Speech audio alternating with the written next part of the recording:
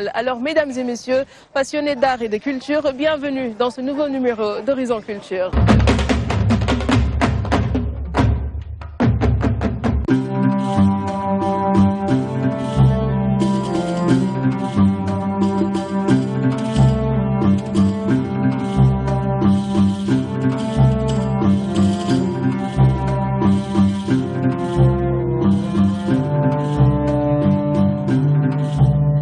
Tissé, ma vie, ma passion. C'est le titre de l'œuvre que vient de publier Abisanata Maïga Diarra. Et dans son œuvre, l'auteur invite les Africains à un retour aux valeurs traditionnelles.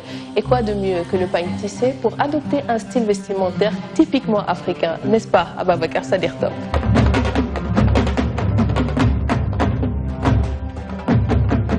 Le pagne tissé, ma vie, ma passion est le livre écrit par Abisanata Maïga Diarra. Une œuvre traditionnelle où l'auteur montre les valeurs culturelles de l'Afrique à travers la transformation du coton en pagne. Ce qui m'a poussé à écrire ce livre, en tant que femme sénégalaise, malienne, burkinabé, africaine, il faut que je montre et que j'écrive, donner un exemple aux jeunes. Et comme on le disait tout à l'heure, je parle avec le cœur, je fais tout avec le cœur, je ne sais pas tricher. Avant la Deuxième Guerre mondiale, il n'y avait pas de tissu européen. Donc toutes les familles étaient habillées avec le pagne tissé. Et donc je me suis inspirée de ça. Madame Diarra croit fortement au développement de l'Afrique, mais un développement sous-tendu par le retour aux valeurs traditionnelles, aux produits de nos ancêtres. D'ailleurs, elle lance un appel aux jeunes. Les jeunes ont tendance à s'habiller à l'européenne, avec les tissus européens. Moi, je dis non. Allons à la source, cherchons à la source, et nous allons nous évoluer. Au lieu d'aller vers les autres, nous venons vers chez nous et nous développons notre pays à notre manière en travaillant avec le coton. Abisanata Maïga Diarra était secrétaire au département d'espagnol à l'université Cheikh Anta Diop avant d'aller à la BCEAO où elle occupait un poste de responsabilité. Mais finalement, elle laisse tout derrière elle pour se consacrer à sa passion, le tissage des pagnes. Promouvoir l'entrepreneuriat féminin en Afrique, c'est bien, mais le faire à travers le pagne, c'est encore mieux. Et c'est ce qu'a compris bien sûr Ivoire Tendance, une maison de couture qui va initier le premier festival dédié au pagne africain. Ce sera en novembre. Et c'est bien sûr Adjaranta qui va nous donner les détails du CEPADAC dans ce reportage. Suivez. Promouvoir la richesse de l'art et l'entrepreneuriat féminin à travers le pagne, tel est l'objectif que s'est fixé Ivoire Tendance, une maison de couture créée par Madame Yolande Adji avec comme thème choisi « Entreprendre avec le pagne ». Quand on dit pagne tissé, on pense à l'Afrique. Bien que ces étoffes ne soient pas fabriquées ici, on pense à l'Afrique. Et donc l'Afrique gagnerait à mettre en promotion cet outil qui le représente, qui est le pagne africain. Et également, pourquoi ce salon? Pour promouvoir l'entrepreneuriat au féminin. Parce que nous avons remarqué qu'il y a beaucoup de femmes, tant au niveau du Sénégal qu'en Afrique, qui travaillent dans le domaine du pagne. Elles se lèvent le matin, elles vont dans leur structure, elles font le commerce, ou elles font de l'artisanat, des produits à base de pagne. Mais parfois, manque d'accompagnement, elles ne sont pas accompagnées. Le Salon international du pagne africain est une opportunité pour s'informer sur les pagnes selon l'initiatrice. Une plateforme d'échange sur tout ce qui touche le pagne. Des acteurs, les amoureux, tout le monde se rencontreront autour de ce salon et pourront échanger sur les thèmes spécifiques. Le CEPADAC est une occasion de découvrir toute la diversité du pagne africain à travers le wax.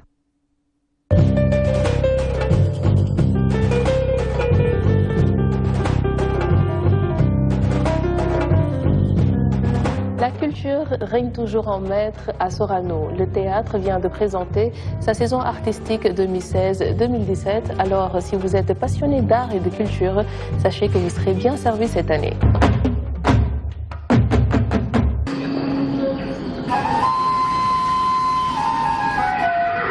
Dans ce nouveau programme, l'on note beaucoup de nouveautés qui devront permettre la mise en avant de l'aspect culturel du pays. Les événements seront décentralisés dans les autres régions du pays, notamment Thiès, Ziguinchor, Kaolack, Fatick, Louga et Saint-Louis. La réécriture de l'histoire du Sénégal, un projet plus que jamais d'actualité. Les activités artistiques vont se multiplier pour cette nouvelle année et l'école est choisie comme un partenaire stratégique.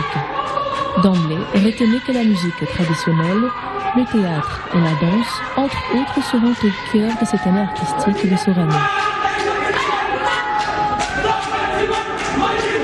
On parle bien d'horizon culture, ce qui veut dire que dans cette émission, on ne se limite pas qu'au Sénégal, au Mali précisément, donc à Bamako. L'art ne nourrit pas vraiment son homme et pourtant des artistes, il y en a. Mais quand le terrorisme passe par là, les affaires ne marchent pas.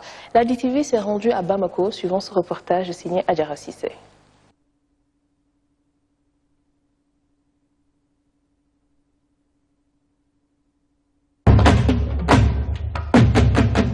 Variant d'une ethnie à une autre, l'artisanat malien est très riche et fascinant, mais reste à valoriser. Occupant 40% de l'économie du pays, nombreux sont ceux qui s'activent dans ce secteur, que ce soit les professionnels ou de simples ruraux. Au marché artisanat, le décor nous replonge dans l'histoire même du pays.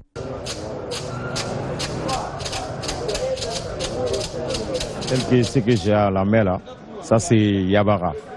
Yabara, ça vient de vers Sénéfo et puis avec les villages traditionnels là.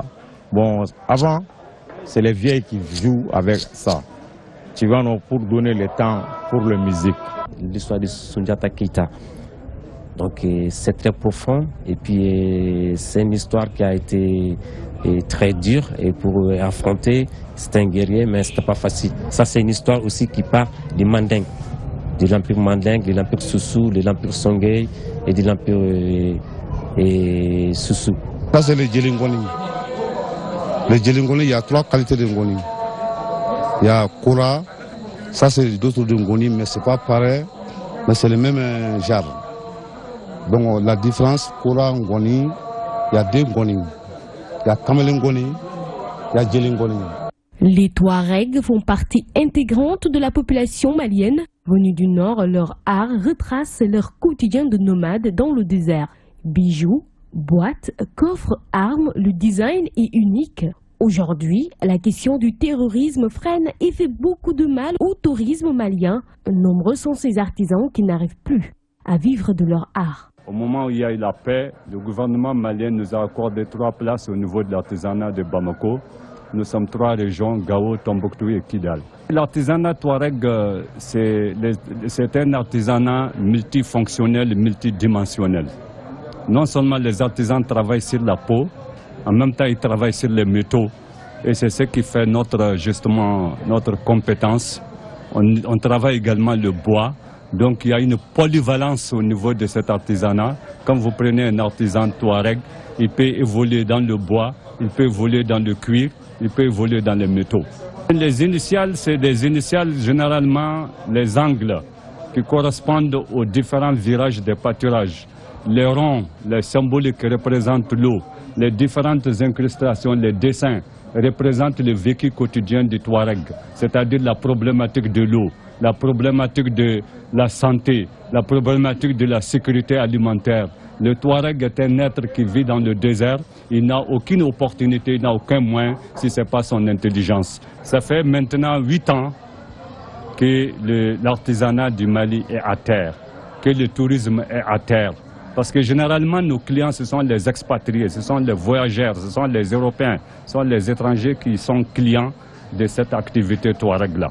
Donc depuis qu'il y a eu ces problèmes d'insécurité, depuis qu'il y a eu ces problèmes de désordre international et mondial, l'artisanat est carrément à terre.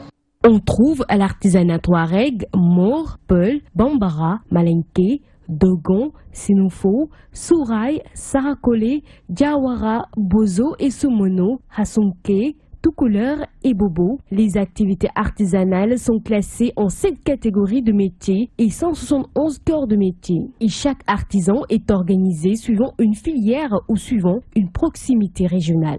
Dans le portrait de cette semaine, nous allons découvrir qui est Aminata Diop. Aminata Diop, une vraie battante, car vous savez quoi, malgré son handicap, elle arrive quand même à exercer son art. Elle est active dans le tissage du pagne et son portrait, le voici.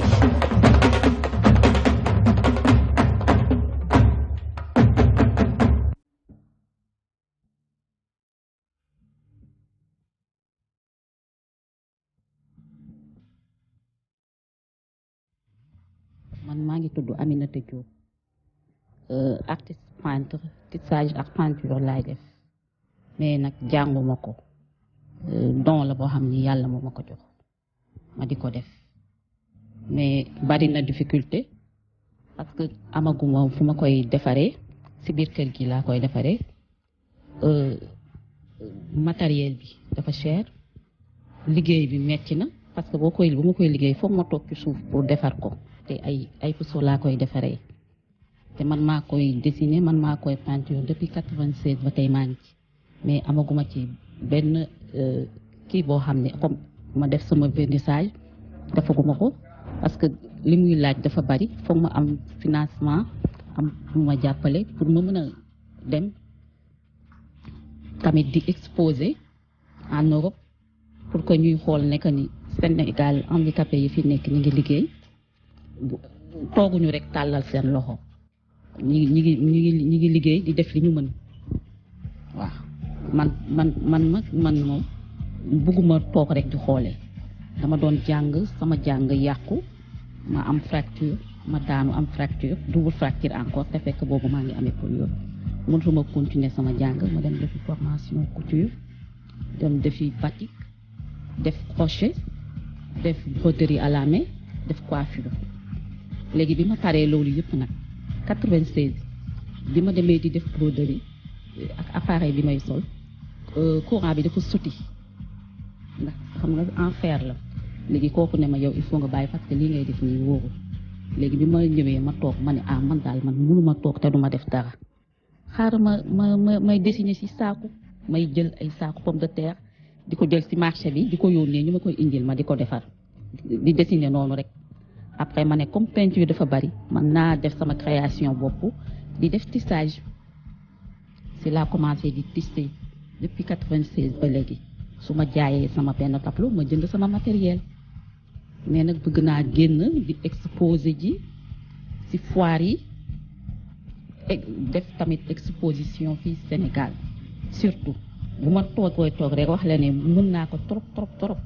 mais dama koy jéem xam nga nit moom da ngay góorgóorlu yàlla fekk si la boo nekkee ci dara da ngay góorgóorlu mais doo toog rek xaaral may dessiner ci saaku may jël ay saaku pomme de terre di ko jël ci marché bi di ko yónnee ñu ma koy indil ma di ko defar di dessiner noonu rek après ma ne comme peinture dafa bari man naa def sama création bopp di def tissage si laa commencé di tisser depuis 96 ba léegi su ma jaayee sama benn tableau ma jënd sama matériel mais nag bëgg naa génn di exposer ji ci foire yi def tamit exposition fii Sénégal surtout bu ma toog rek wax la ne mën naa ko trop mais dama koy jéem xam nga nit moom da ngay góorgóorlu yàlla fekk si la boo nekkee ci dara da ngay góorgóorlu mais doo toog rek di xaar boo góorgóorloo ñu ñëw dimbali la mais difficulté moom am na ko bu bari parce que matériel bi dafa cher trop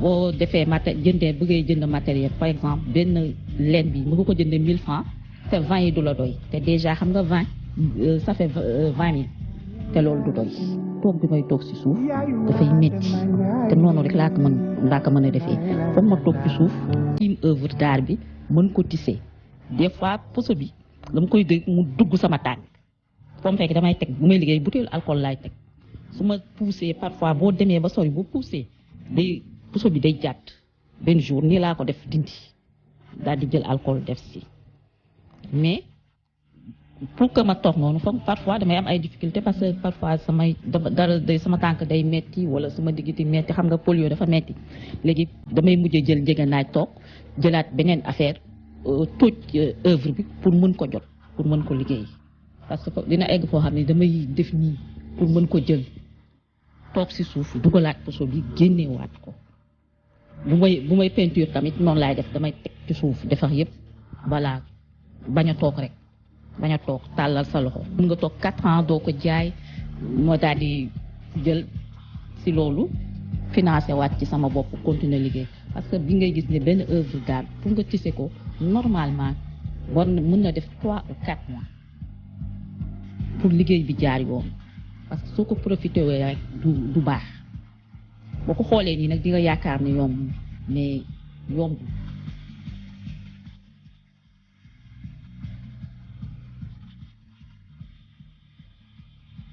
lii moom benn taalibe la buy yalwaan mendicité léegi damay wane fii que ni booy sarxe da nga war a sarxe lu baax parce que kii xam nga li mu sol moom la joxe parce que lii vax la mère bi moom la sol mère bi ma ngi tudd mère Fatou sama yaay laa ko tuddee léegi kii dafay yalwaan léegi mu koy jox vax bi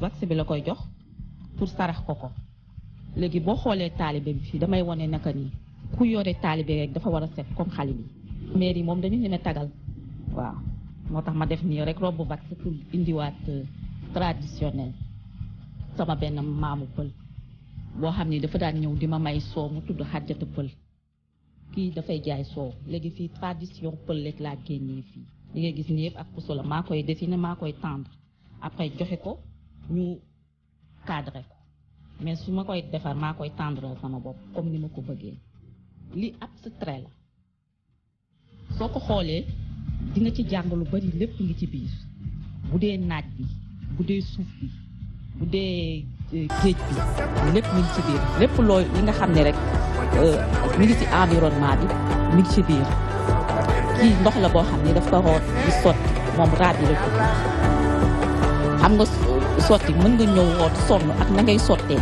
façon ba ngay sottee.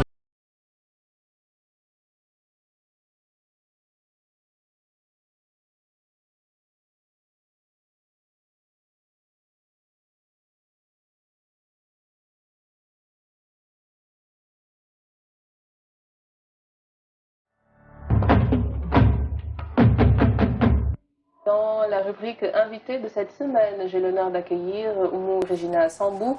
Elle est donc journaliste culturelle. Elle est aussi la présidente de l'association de la presse culturelle du Sénégal. Bonjour Oumou. Bonjour Léna. Voilà, donc on sait que vous êtes journaliste à Sud FM. Mais depuis combien de temps déjà? En octobre, ça fait 7 ans que je travaille à Sud FM. D'accord. Et votre spécialité à vous, c'est la culture? Oui, c'est depuis le FESMAN que j'ai commencé à faire de la culture régulièrement à la radio Sud FM parce que c'est une passion qui m'a suivie depuis longtemps. Étant petite, je lisais beaucoup. Étant petite, j'ai commencé à faire du théâtre. Je l'ai même fait première terminale et à l'université avant d'arrêter. Tout ce qui est tourné autour de la culture m'intéressait particulièrement. Donc, quand j'ai choisi par passion aussi de devenir journaliste, après un moment, j'ai décidé de me lancer dans la culture et depuis, je suis en plein dedans. D'accord. Et je pense aussi que vous ne vous êtes pas limité seulement à cette passion parce que vous suivez aussi des cours, je pense, pour un peu avoir une meilleure connaissance de ce secteur, n'est-ce pas? Oui. Depuis l'année dernière, je me suis inscrite au Master Art et Culture de l'Institut supérieur des arts et culture qui est basé au musée Théodore Monod au centre-ville, mais qui fait partie d'un département, je pense, de l'Institut fondamental d'Afrique noire. Alors c'est un master où vraiment on nous apprend à mieux connaître la culture. Les débouchés, c'est être journaliste culturel, entre autres, ou conseiller culturel et tout. Et comme je me dis que de toute façon, la culture, c'est ma passion, il ne faut pas que je me limite seulement à cette passion. Il faut que j'aille au-delà, voir ce que je peux avoir en termes de formation. Et donc, ça m'a offert beaucoup d'opportunités depuis que je suis inscrite là-bas. Et aussi, j'ai pu bénéficier d'autres formations un peu partout dans la sous-région depuis que je suis là-bas. D'accord. Donc ici, on sait qu'au Sénégal, il y a différents registres dans le traitement de l'information. il y a la politique, il y a tout ce qui est économie, santé, éducation, il y a aussi la culture. Mais est-ce que vous n'avez pas l'impression que souvent la culture c'est comme un bouche-trou? C'est quand on fait par exemple son conducteur pour le journal, on se rend compte qu'il nous faut encore un élément de 2 minutes pour avoir ces 30 minutes d'édition. Quand on se dit, ah tiens, il y a un élément culturel au frigo, est-ce qu'on ne devrait pas le sortir? Est-ce que vous n'avez pas ce sentiment-là? Si, et je trouve que bon, dans la plupart des rédactions, c'est ça. Mais il suffit, on se rend compte que c'est bon, comme on dit, tout le monde considère que c'est la politique qui est plus vendeur, c'est l'économie qui est plus vendeur, parce que ne nous mentons pas, disons-nous les choses en face en termes de publicité. Très vite, certains partis politiques peuvent apporter beaucoup d'argent aux médias, que ça soit économie, beaucoup de structures apportent de la publicité. Mais qu'en est-il quand il s'agit de la culture? Souvent, beaucoup d'acteurs culturels sont dans une posture de demandeur. Ils viennent, ils font de la pub, ils demandent à ce qu'on leur baisse les prix et tout. On peut comprendre à un certain niveau, ou bien même, par exemple, vous voyez dans certains organes, où une grande importance est accordée à la culture, mais quand les gens ils font de la pub, ils vont aller faire ça ailleurs, parce qu'ils se disent que cet ailleurs a plus d'audience, et puis après, pour parler de leur événement, ils vont aller voir les journalistes culturels. Maintenant, si le boss il voit ça, qu'est-ce qu'il va se dire? Ah donc, vous allez prendre des gens qui vont venir parler gratuitement, prendre de l'espace dans votre journal, alors qu'ils ont de l'argent pour payer de la publicité ailleurs. Peu importe le format qu'ils ont choisi pour le faire ailleurs, mais attendez, il y a un minimum pour ceux qui se battent chaque jour pour que la voix des culturels puisse être entendue. Il y a un minimum côté sponsoring ou côté, même si on sait le secteur de la culture, c'est pas un secteur riche comme Crésus, même si on sait que ça peut, c'est pas un secteur riche, mais ça peut apporter de la richesse aussi. Donc il faut qu'on change vraiment de paradigme et il faut que dans les rédactions, il y ait des gens qui soient aptes à défendre la culture. Et aptes à défendre la culture, ce n'est pas seulement aller faire des comptes rendus et des trucs comme ça. Il faut être capable de faire des comptes rendus, il faut être capable de pouvoir critiquer, de pouvoir parler des œuvres d'une manière intelligible, d'une manière qui accroche, d'une manière qui fait que finalement les gens comprennent l'importance de ce secteur, comprennent pourquoi autant de jeunes s'y investissent. Parce que oui, il y a beaucoup de chômage dans notre pays et tout, mais il y a beaucoup de jeunes, au-delà de la passion, qui veulent faire des métiers qu'offre la culture, qui veulent se professionnaliser et tout, ils n'ont le soutien de personne. Donc ces gens-là, il faut montrer que ce qu'ils font, ça a de l'importance et les soutenir. Mais ce soutien, justement, il doit venir de qui? De tout le monde. De tout le monde. Parce que moi, comme je dis, on n'a pas à tout attendre de nos États. On n'a pas aussi à tout attendre des privés. Chacun d'entre nous doit s'impliquer. Chacun d'entre nous doit mener le combat à son propre niveau. Parce que c'est souvent des petits gestes qui amènent de grands changements. Parce que souvent, les acteurs culturels, ils déplorent le fait que c'est plus les étrangers qui achètent, par exemple, une œuvre d'art, ne serait-ce qu'à Soumbédioune ou en ville ou quoi, plutôt que nous autres Sénégalais ou nous autres Africains. De plus en plus, la jeune génération s'y investit, mais est-ce encore suffisant? Mais remarquez, quand on veut vous faire croire que tout ce qui est rattaché à la culture, c'est soit ça doit être gratuit, la plupart des spectacles et tout, c'est gratuit. Ou même quand quelqu'un, on prend un exemple tout bête, quand quelqu'un écrit un livre, au lieu de penser, je vais aller acheter le livre pour le soutenir, on lui dit, mais il faut m'offrir ton livre. Il ne voit pas l'intérêt d'aller acheter ça. Donc, il faut qu'on arrête de croire que la culture, les biens culturels, ça doit être gratuit. Ça n'a pas à être gratuit. Parce que celui qui s'active dessus, il veut gagner sa vie. Donc, il faut qu'on ait conscience de ça. C'est plus les étrangers parce que eux, dans leur pays, vous avez été en Belgique, vous voyez nettement comment... ils valorisent la culture. Comment très jeune, on apprend aux enfants à aller au musée et tout. Mais ici, on parle aux gens de quoi? La dernière fois, il y a un gars de Africalia qui me disait, lors d'une interview, il faut qu'on arrête de parler de l'Afrique comme d'un bétail. Parce qu'on s'occupe de l'Afrique dans ce que l'Afrique doit manger, économiquement, les questions sanitaires et tout. Les questions d'esprit, on occulte ça totalement. Et la culture, c'est lié à l'esprit. Et il faut qu'on arrête de réduire la culture à juste ce qui est de l'art. Ça va au-delà. Parce qu'en philosophie, on fait le distinguo entre la nature et la culture. La nature, c'est tout ce qui est inné, ce avec quoi on est avec. Et tout le reste relève de la culture, que ça soit la gestion de la santé, que ça soit les gestions économiques et tout tous ces détails. Selon les pays, les continents où on se positionne, sont des hauts faits donc culturels. il y a un lien intrinsèque entre culture et société. Oui, oui, ça va Est-ce de que vous pair. êtes d'avis que donc pour qu'une société puisse se développer comme la nôtre, il faut impérativement se baser aussi sur la culture? Impérativement, c'est un impératif catégorique. Je sais pas, ça relève du pléonasme, mais c'est ça, effectivement. En ce moment, par exemple, on parle beaucoup en termes de musique du succès des Naija. Mais qu'est-ce qu'ils ont fait? Oui, c'est vrai, on parlera de High Life, de Fela Kuti et tout, de cette mode de musique qui a été développée pendant un moment. Mais aujourd'hui, quand vous observez que ça soit la zone, l'Afrique anglophone, avec le Azonto, avec toutes les sortes de danses qui sont en train de se développer et tout, vous faites un tout petit peu de recherche, vous vous rendez compte que tout ça, ce sont des danses des différentes ethnies qui composent leur pays. C'est ça qu'ils ont su moderniser, c'est ça qu'ils ont su imposer au monde. On prend l'exemple de Sidiki Diabaté. Oui. Il joue avec sa kora. Il continue de perpétuer l'œuvre de ses grands-parents et tout.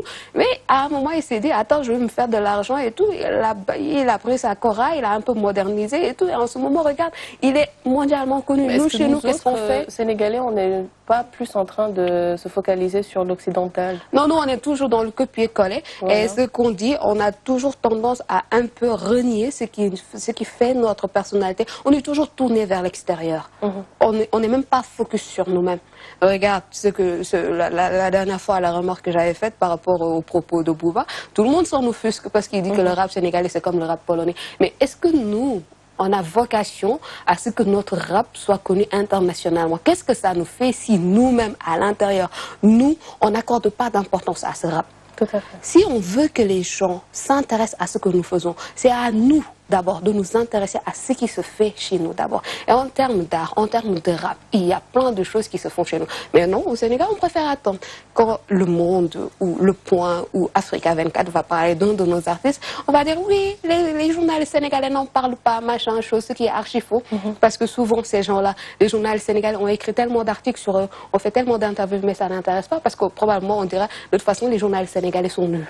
C'est ce qui se dit. Les journalistes, ils sont prompts à déformer les propos des gens, c'est ce qui se dit. D'accord. Donc, et parlons justement des journalistes sénégalais, journalistes culturels. Vous, au niveau de l'association de la presse culturelle du Sénégal, est-ce que vous menez des actions justement pour former ces journalistes culturels à mieux faire leur travail? Oui, parce que depuis la relance de la PCS, parce que la PCS existe depuis Mathusalem, nous, on ne sait pas, on est venu, on a beaucoup entendu parler de la PCS, on s'est battu pour remettre l'association sur les rails. Et depuis, notre credo, c'est l'auto-formation. Parce que ce qu'on a remarqué, vous voyez, la COGER, la convergence, je pense, je ne sais même plus comment ça s'appelle, des journalistes économiques, ils font en sorte d'avoir des formations sur différents thèmes liés à l'économie pour les membres de la COGER.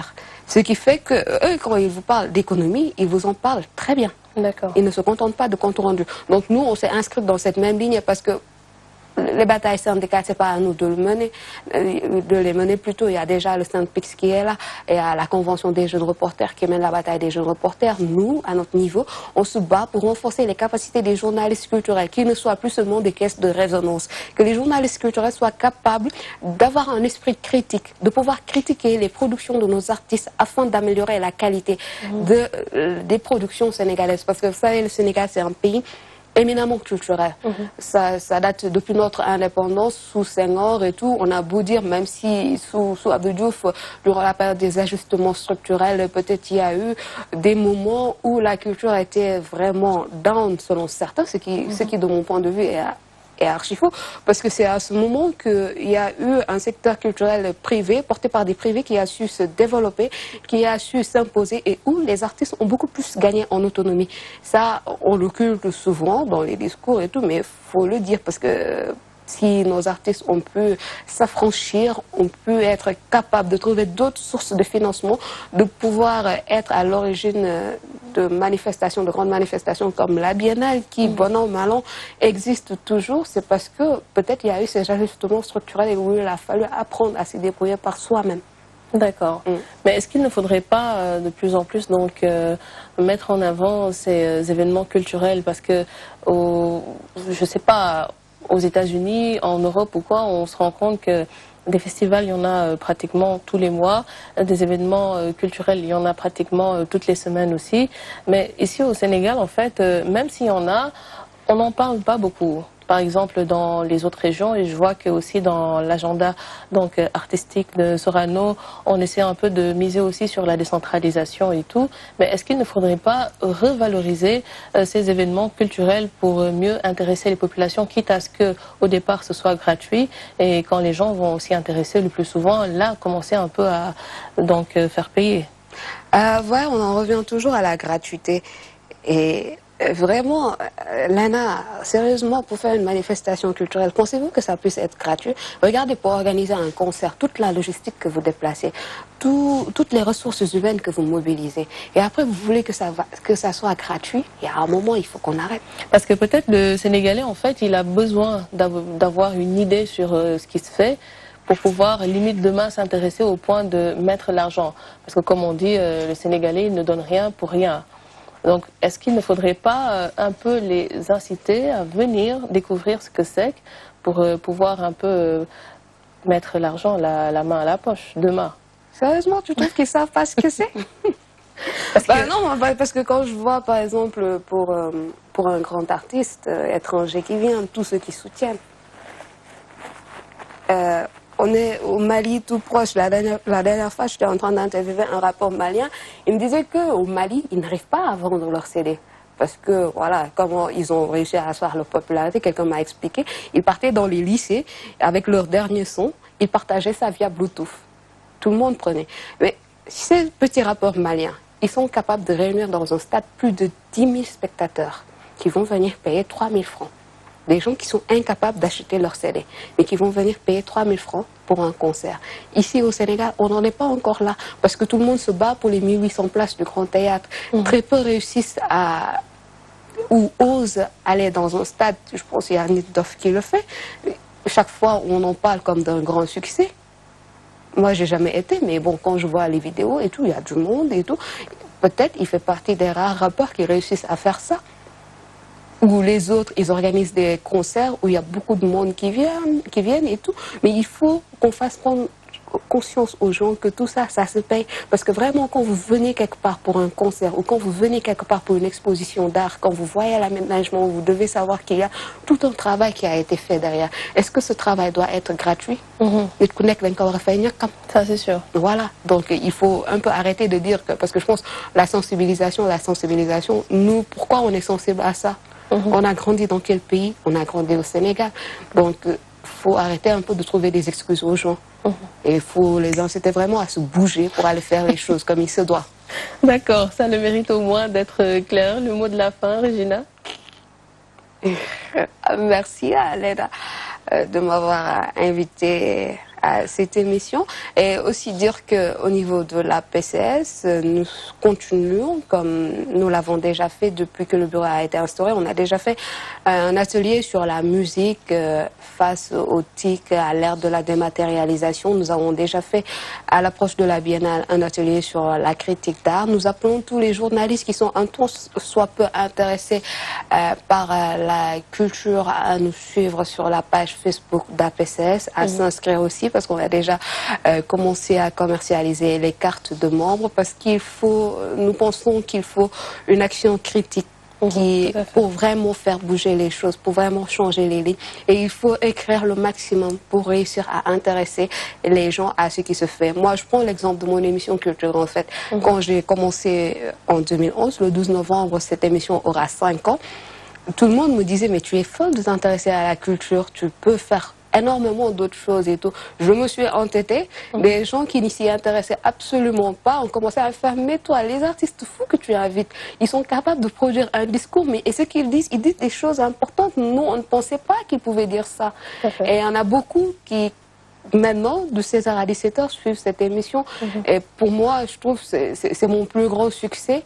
Et je me dis aussi, quand je vois d'autres prendre la peine de lire des articles de mes consoeurs et me dire à la fin que oui, ils ont beaucoup appris en lisant cet article-là. Donc, c'est à nous de plus travailler pour encore plus affiner notre plume, aiguiser notre plume, faire produire des choses tranchantes et tout. Et soutenir de cette manière, que ce soit les artistes ou même nos autorités étatiques qui aussi essayent de faire bouger les choses. Parce que pour faire bouger les choses, moi je pense que c'est à tous les Sénégalais de s'impliquer, de croire en notre culture, de croire en nos artistes et de miser sur eux. Voilà donc, c'était ma consoeur de Sud FM, Oumou Regina Sambou, qui était l'invitée de Horizon Culture. Et nous passons tout de suite à l'agenda culturel.